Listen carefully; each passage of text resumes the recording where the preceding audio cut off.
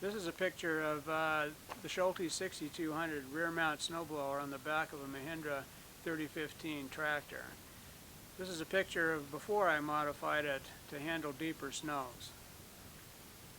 Most of these snowblowers seem to be built for Canadian or northern snows that are very light and fluffy and will cave in as the blower approaches a drift. Here in California, the snow is much more solid and requires that you, as you're backing into the drift, that you raise it and lower it and raise it and lower it until you've made it through the drift. This was hopefully to solve that problem and can cut into a higher drift using the upper auger, the addition of an upper auger to feed the lower auger, and we'll see how it works. This is all theory at this point. This is part one. Part two will be available when we get a heavy winter.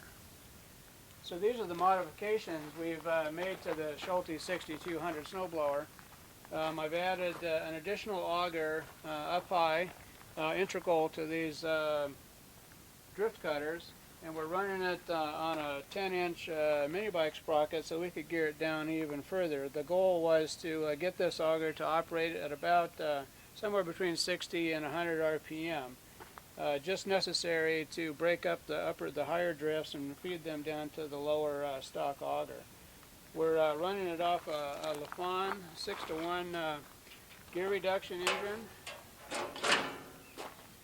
and we have a little housing here to protect it from the snow coming out of the chute. So yeah, we'll go ahead and fire it up for you. Like I say, this is part one.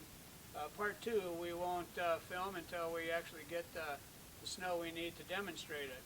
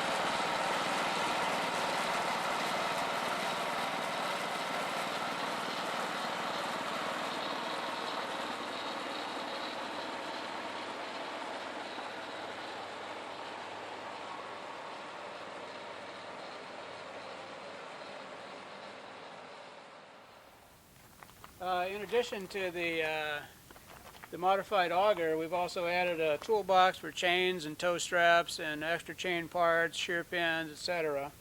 One thing that's been very helpful for you that have to snow blow on gravel roads has been to trade out the normal skids for a ski type skid that is nothing more than just the lower leaf spring off of a semi-truck. These are a spring steel. They're very tough and they wear. These have been on here probably 7 or 8 years and still have a lot of wear life on them, and they help a great deal. They maintain that 1-inch clearance or more that you need to stay out of your gravel, and those can be switched out really rapidly to a normal skid if you're needing to run on paved driveways or paved roads.